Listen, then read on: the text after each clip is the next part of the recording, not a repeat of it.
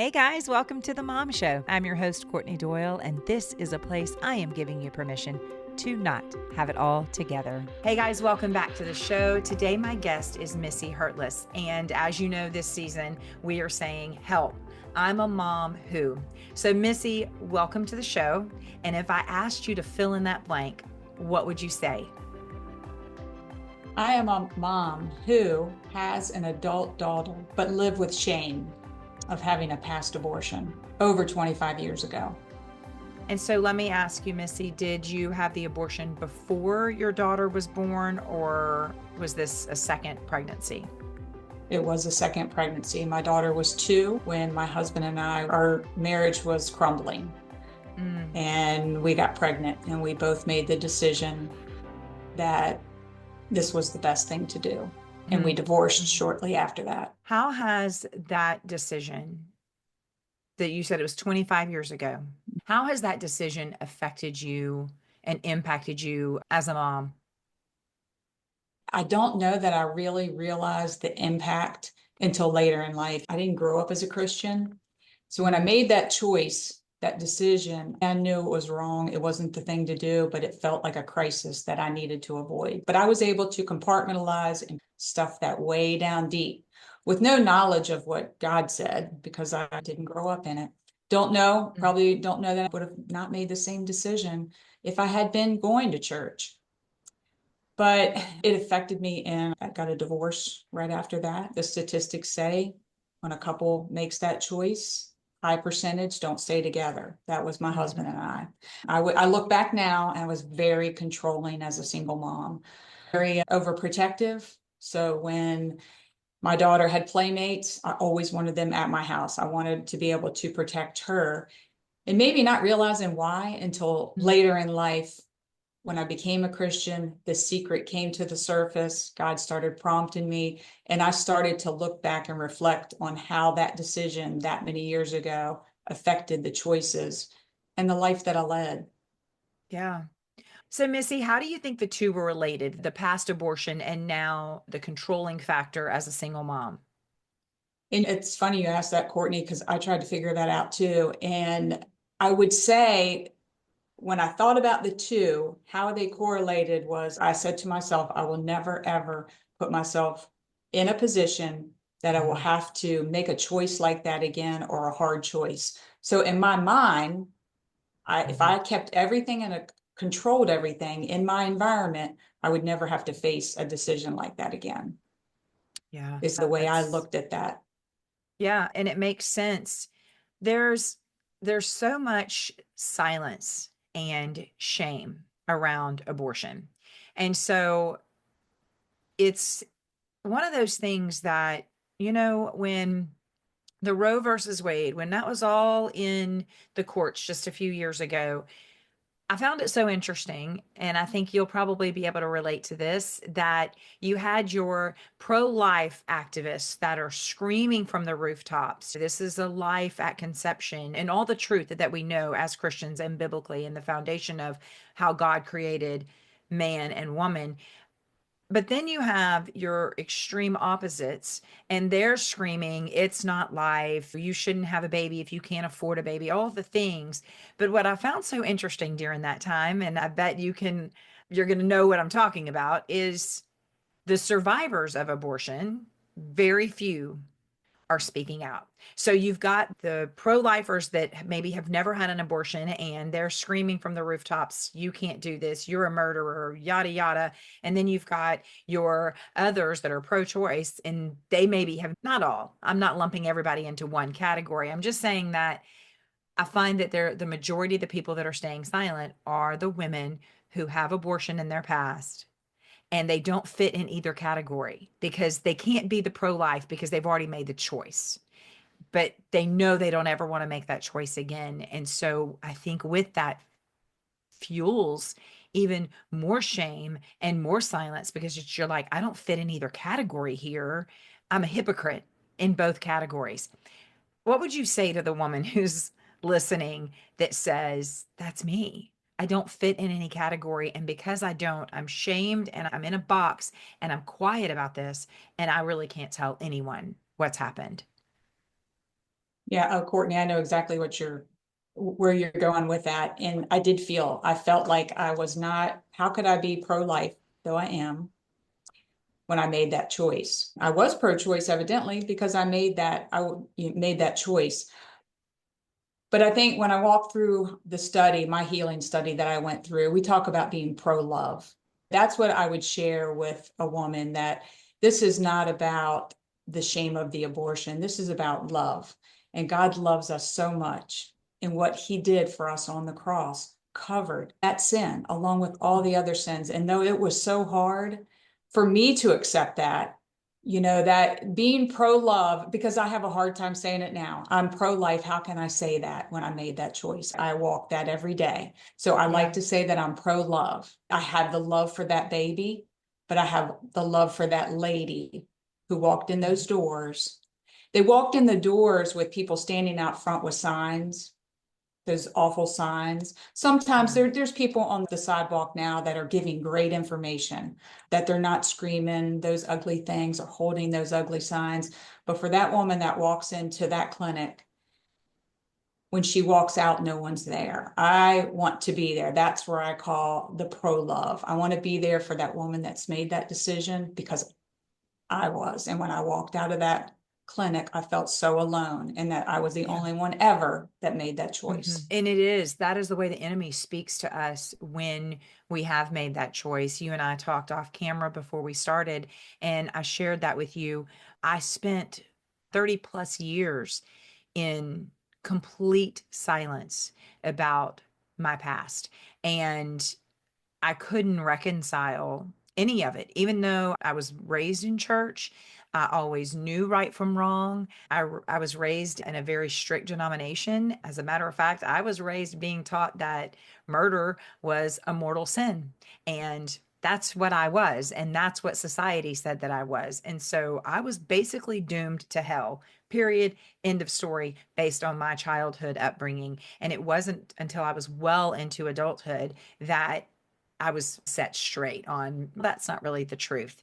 And that was where I began to find some freedom. But I found freedom initially in my relationship with the Lord. Like I knew I was forgiven. I knew that He loved me. I knew the sacrifice that He made on that cross. I knew that my sin hung on that cross with Him. I knew all of that, right? I knew it deep in my heart as well. It wasn't just a head knowledge, it was a heart knowledge. But there was still something about holding the secret that consumed me. And so, I want to ask you, how did you move from secrecy to sharing? Yeah, I moved from secrecy to sharing with all of God's prompting along the way, because I didn't understand why he brought this secret up that I had held for so long. I finally Mm-hmm. become a Christian, I get saved, and he starts bringing it up.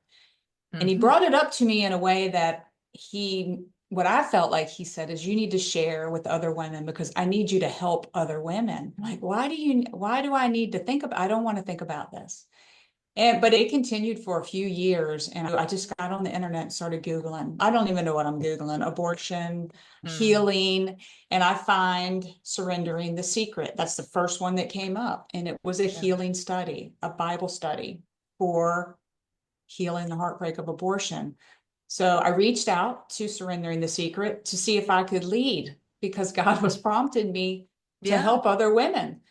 So I do, and they come back and say, "Oh, we're glad that you're interested, but this was pre-COVID. This was 2017.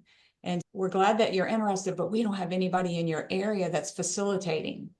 And I said, "Okay, that's my sign. God, Yeah. put it back down there." And he said, "Okay, I will," for a short period of time. And then he continued to prompt me, Courtney. And Mm. after COVID, the virtual world opens up. I reach back out to Surrendering the Secret, and they say, yes, we have virtual options now.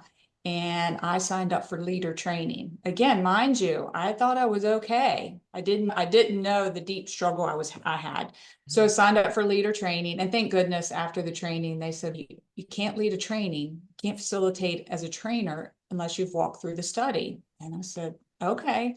Well, God got me right where he wanted me, because he Yeah. led me. I went through that healing study having no idea that the healing that I needed. Mm. So I came out of there a transformed woman, Yeah. because as you explained earlier, I had the head knowledge I was forgiven, because becoming a Christian later in life, all this is new. You ask for forgiveness, you're forgiven. But I Right. didn't feel it in my heart. Like I sat in Hmm. church and would describe me seeing Jesus through a sheer curtain. I could see Mm. him, but he wasn't there for me. He was there for everyone else sitting around me. So I sat for years like that. So when Yeah. he finally got me to where I went through my healing study and then I started facilitating. So now I lead women through the study. I look back and I'm like, God got me right where he wanted me in a way that now see, we ran a business. I was in leadership. I think he knew, all right, I'll get you there thinking you're going to lead people. But in the meantime, I'm gonna walk you through this healing. Yeah, I Hmm. got through to the healing process all because of God. He just kept prompting me and he kept telling me, I need you to share. Yeah. Yeah. I shared with you also before we hit record that I have pretty much been an open book with the majority of my testimony. It's why I do this podcast. The original name of the podcast was Masquerade of Motherhood because it's hiding behind the lies that we believe and the comparison and all the things. And it was after I had started this podcast, very shortly after, that I'm interviewing moms and I'm asking them to unmask their lies, their secrets, their shame, their guilt, their anxiety. And God very gently said, "What about you? What about unmasking you?" And I had made an agreement back in my 20s, whenever I knew that he had called me to some sort of ministry. I was like, I will share everything, Lord. I want people to know you, to love you. Look what you've done in my life. It's just incredible. I'll share everything but that. You've healed me. I'm forgiven. I feel good about this. And that's one of those things that can stay in a nice little package in the back of the room, and it doesn't have to be part of my public testimony. And similar to you, shortly after COVID, I had been going through some pretty serious health issues and they could not put their finger on it. And one of my doctors said, "I really think you need to take a step back in multiple areas of your life, maybe saying no to some things and just resting. What does rest look like for you?" And I was like, that looks like the enemy is what it looks like because I don't want to slow down. I can't slow down. I've got all these kids, all these responsibilities, but I was forced to because I was just so darn sick. And I want to say I quit everything one weekend, and by the next weekend, God just started prompting, "What about this? What about healing from this?" And I was like, but I'm healed. I'm forgiven. But I did exactly what you're saying that you did. And I was like, okay, I'm just gonna Google, let's look into it. And I came up with the same study. And so I did it at that point, it was virtual. I did it on my own though. I didn't do it in a group. I ran through the whole study, I want to say in a week. I blew through it and was shocked at the ways that I was not healed and the next steps that I needed to take. And so, very similar stories in me thinking, I'm just going to share my testimony. I'm going to lead other women to Jesus. I want to be so vulnerable. And God saying, but are you being vulnerable about all the parts and all the secrets that other women need to hear? Which it's very exposing. You It understand is. that. It's very scary because it comes with what we think is a perceived judgment of what are people going to think when they know. And let me ask you this, as a mom, having that in your past, did you question ever what the value of your motherhood, whether you were a good mom or not, because you had made that choice that many years ago? I don't think I did at the beginning. So my daughter was 2 when I made that choice. And it probably wasn't until I became a Christian and God just reminded me, and I really saw the truth in the decision that I made. And I saw a lot of lies that were told. Even though I had a Hmm. child, there's still a lot of lies that come at you. Yeah. Hurry up and do it. And but then when I found out the truth, yeah, that was part of it. And that might be a part of why God was prompting me to walk through the healing too, because then I did question, like, how in the world did you make that decision? You have a beautiful daughter Yeah. and you took her sibling and you Mm. took my mom's grandchild. My mother Mhm. knew when I was pregnant and she begged me not to. And so my mom just passed away about a year and a half ago, but she was aware of what I was doing and sharing my testimony in hopes that I can just help other women. But she Mhm. knew, and the father of the child knew, and that was all. And I tucked that secret away for over 25 years. And once you found complete healing, was it a conversation you then had with your daughter?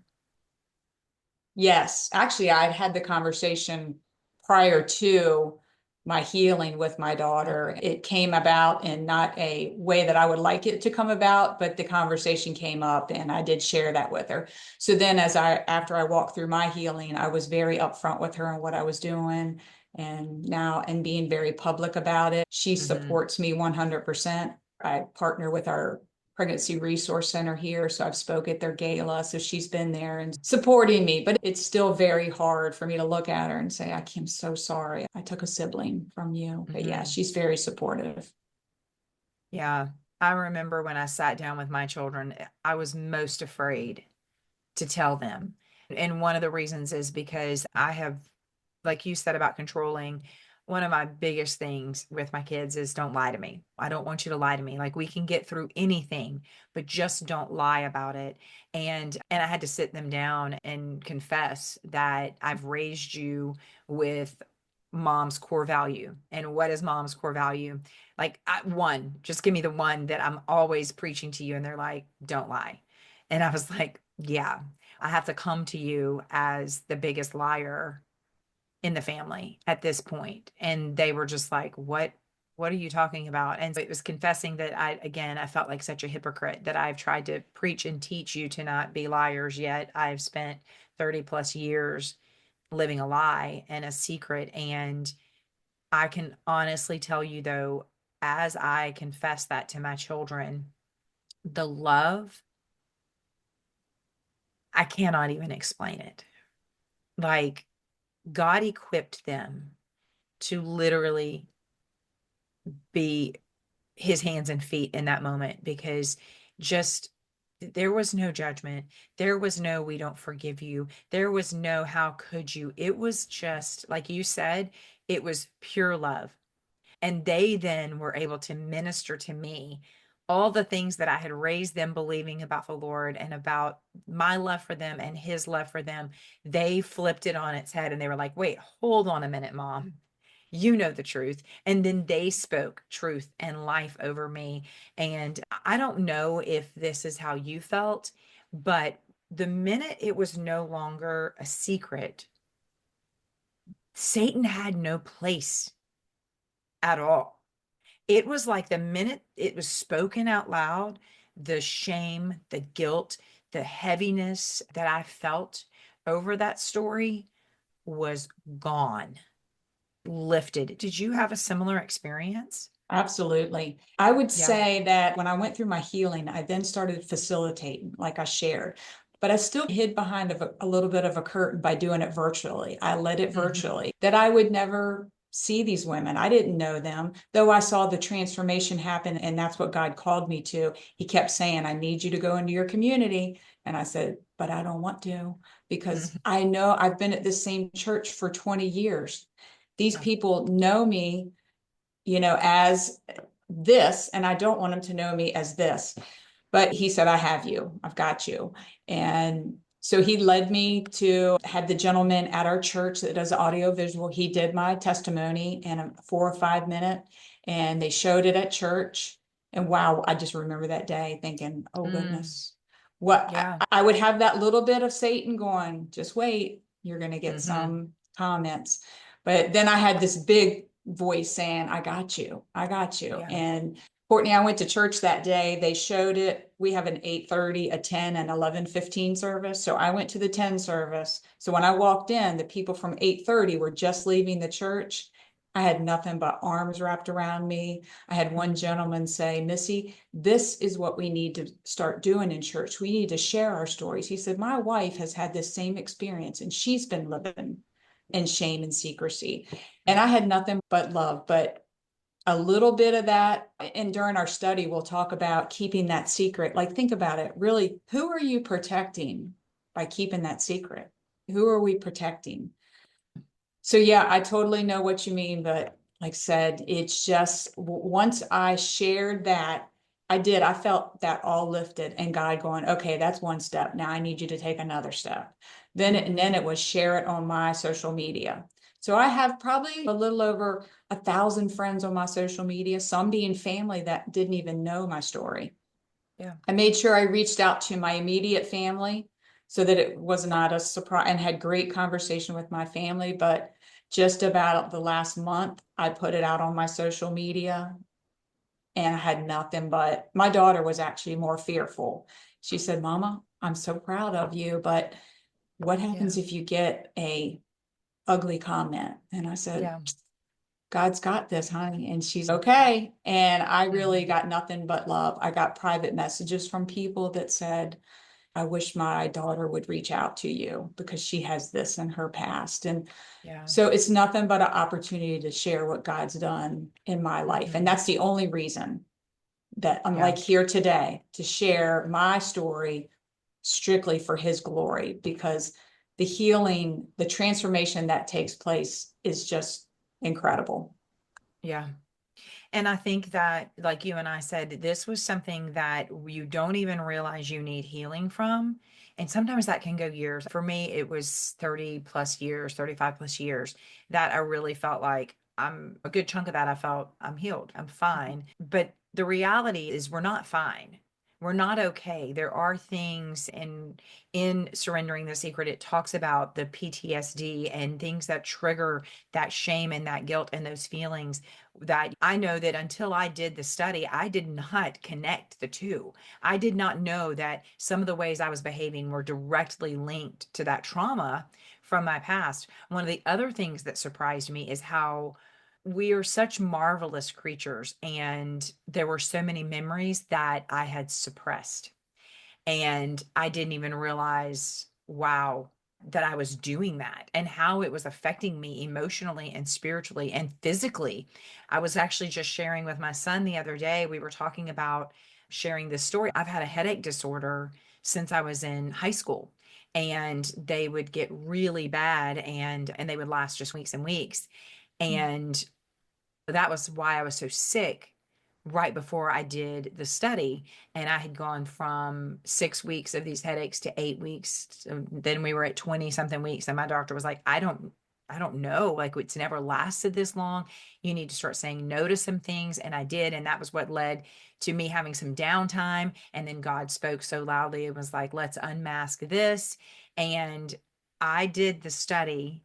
I confessed it to my children, and I think I had 2 headaches after the confession, and I have now gone 4 years, 4 years.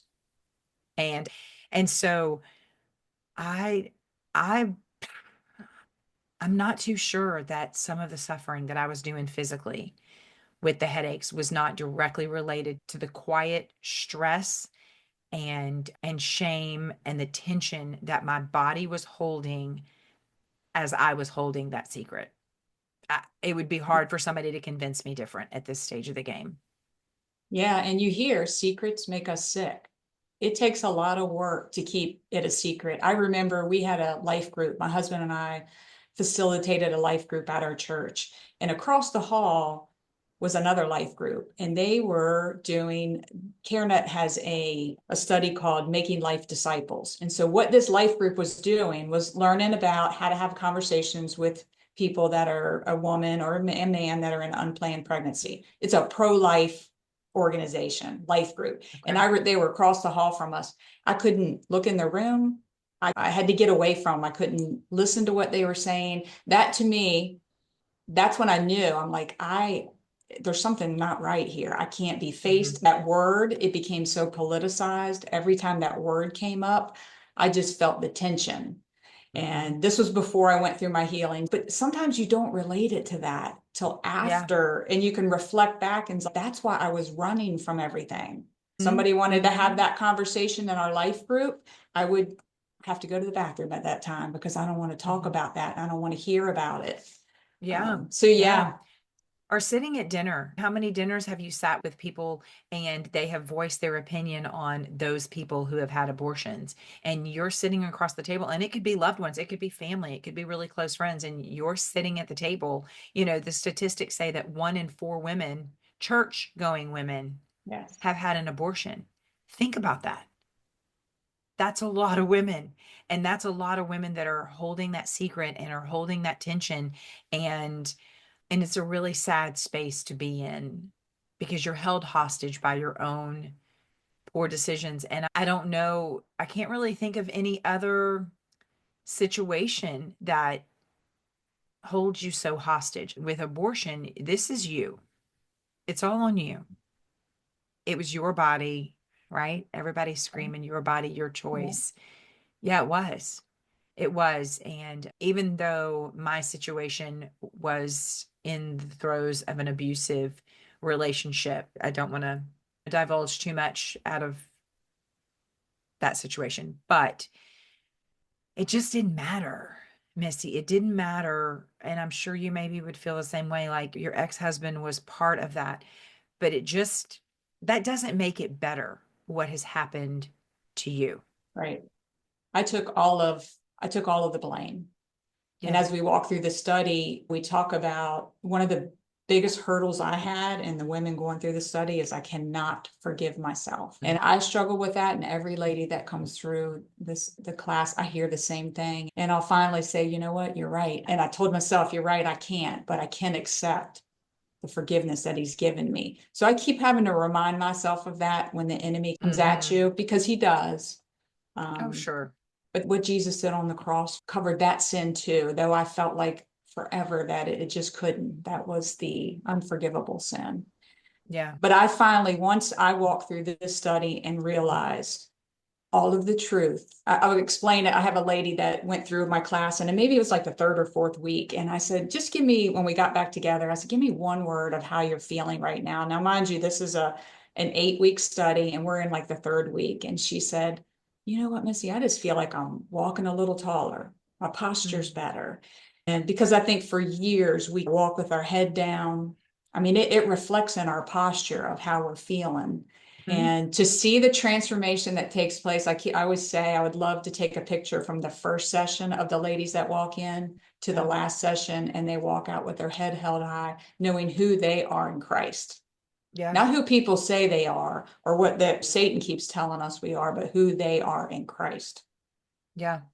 I remember, so I did it by myself, like I said, just me and the study. And then later I joined a group and I went in person because I knew that there were parts of the study that really, like, you needed to do it in person. You Yeah. needed to do it with a group. And oh my gosh, I went to a local church on a Wednesday night. And so the church is buzzing, right? Everybody's in Bible studies. There's kids everywhere. And I remember walking in the church and thinking everybody was going to know which study I was going to. And, oh my gosh, if you go through those doors, is that the study where those women? And at this point, I definitely had a lot more freedom and healing, but it was still that anxiety of I'm going to be exposed.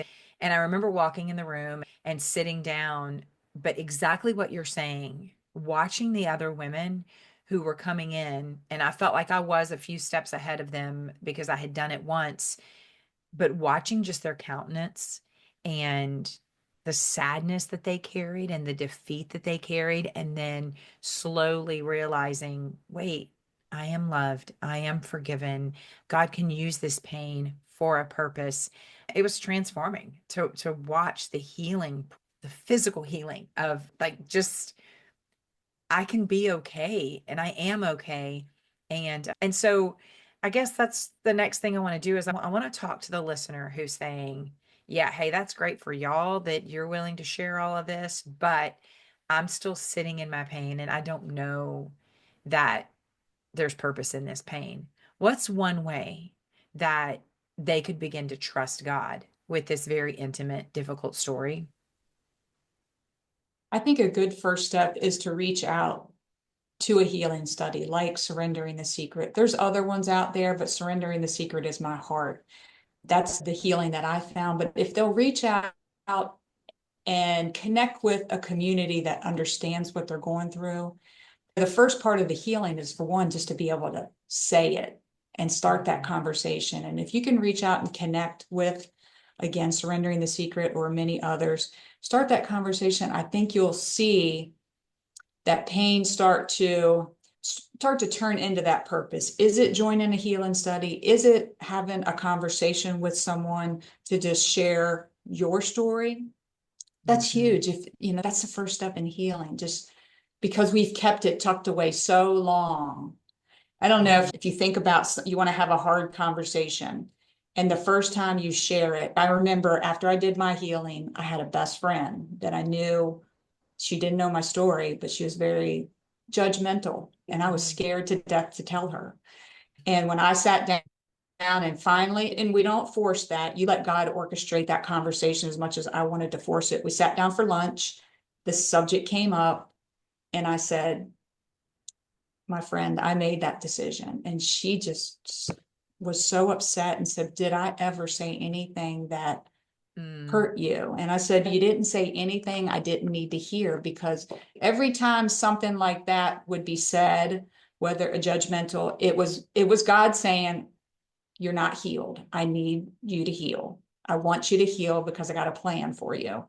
So I think the first step would just be reaching out, looking for help, sharing. Start that conversation, because there is hope and healing available. You're so right. I think if you can, it just because we're on this platform and we're sharing this difficult story, God doesn't call everybody to share publicly like this, but sharing with one person can absolutely make a difference. And so you're right. Find the one person or the one family member that you can trust, and you may be surprised at how loving they're going to be. I would say 10 times out of 10, when you Yeah. share that, somebody's going to love you, because at the end of the day, if they love you, they don't want to know that you have been hiding in this kind of pain. It's just not, it's not something people that love you want to know that you're struggling with. They want to be there for you. And I do. I know that we've talked about surrendering the secret several times, but I cannot thank Pat Layton enough for being brave enough to share her story and to write this study, because it is absolutely life-changing. I've seen it happen in my life, and I've witnessed it in other people's lives, and you're a testimony to seeing it in other women's lives. And so it's so beautifully written, and it takes us back to the feet of Jesus. It's not about what we did in our past and staying stuck in that past. It's about how do we progress forward, and how do we really embrace the true love that he has for us. I just want to say too, I am so with you, Courtney. As far as Pat Layton, I am just so thankful for her that she was obedient to what God called her to do, and has continued to do that. She has transformed my life in her obedience, and she continues to do it. So I'm so thankful for her. Yeah, absolutely. How do you continue to guard your heart from feeling guilty and leaning into grace? I continue to guard my heart, just praying, listening to God, to make sure I'm not putting myself in an unsafe situation where it could come back to hurt. Not that it may happen, but I keep reminding myself who I am in Christ, and who he created me to be. And that I feel very called to raise the awareness that there's many people sitting in church, outside of church, feeling the way that I felt for years. And I would say that there's many unhealthy Christians serving in church today. And I say that because I was one of them. I was teaching Sunday school. I was running our youth athletic. And though I think I didn't let that seep in, I could do that and then come home and live with this burden and this shame, you know? Yeah. So just keep reminding myself where God's brought me to, who I am in him, and being able to share that love and just share with whoever I can that needs to hear it. Yeah. God also brought to me that I was having a little boy. I didn't know for sure, but that's what he brought me as going through Surrendering the Secret. So I just lost my mom a year and a half ago. Now my mom knew, But I could just imagine her rejoicing with her grandson in Mhm. heaven, because she was such a woman of God. But when my mom passed, that I had the vision of a reunion, Mm. my mom and her grandson. Yeah. Yeah. Yeah. Yeah. You and I are recording the day after Easter, and I think it's just such an appropriate time to remind the listeners that what Jesus did for us on that cross, every sin that you may be carrying, every burden that you're feeling, it died on that cross with him. And 3 days later, when he rose again, he rose to new life. And because of his death, he gives us new life, even in our sinful moments, even in our guilt and our shame of choices that we've made in the past. And I believe with 100% certainty, Missy, that in order to find true healing from these traumatic things that have happened in our lives, we can only do that through our faith in Jesus Christ and knowing the pure love that he has for us, no matter what has happened. And so I just wanted a listener to know that your first step to healing is confess it to Jesus first. Like he was there. You're not taking him by surprise, Right. right? He was right there with you. But I think speaking it to him and letting him know how hurt you are by it, then letting him prompt you on the healing. He's going to prompt you on that one person that you need to share it Yes. with. He's going to send you to the study that's going to help you find complete healing. And so I hope somebody that's listening that maybe is like, this secret is making me sick and I don't know how to share it. Your information, my information, of course, are all going to be linked in the show notes. And of course, a link to Surrendering the Secret. But I close out every session with asking, what are you praying for? And is there a verse that you could share with the listeners?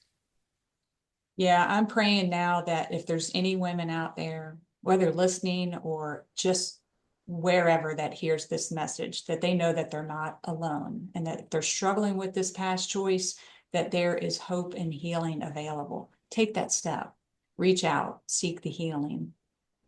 And I would leave you with this my favorite Bible verse, and this was after I went through Surrendering the Secret. I have my life verse, but this Revelation 12:11 speaks where I'm at right now, and it's what God led me to. Revelation 12:11 says, "We overcome the enemy by the blood of Jesus and the word of our testimony." So I encourage you, that is the only reason I'm giving my testimony, is that I want you to see how much he loves you and he wants you healed. He's got a purpose and a plan for your life. And if you're like me, I couldn't see that when I was hiding in shame and guilt. So I just leave you with that. Thank you so much. I appreciate your willingness to come on and share your hard story, but mostly to share your healing journey, because I know that there are others out there that need to hear that they have that kind of hope as well. And so thank you for your time and for your willingness. Thank you. Thank you for having me. Thanks so much for listening to The Mom Show with Courtney Doyle. Remember to check the show notes for any links, books, or resources that are mentioned in each episode. We want to be sure this blesses other mothers, and in order to do this, if you're listening via podcast, be sure that you like and share. If you could write a review, that would be fantastic. It helps us get in front of other moms. If you're watching via YouTube, be sure to hit that subscribe button. This way, you won't ever miss an episode. We want to make sure that we increase our reach to other mothers who need a little encouragement, a community, and a whole lot of Jesus. We're so glad you're here.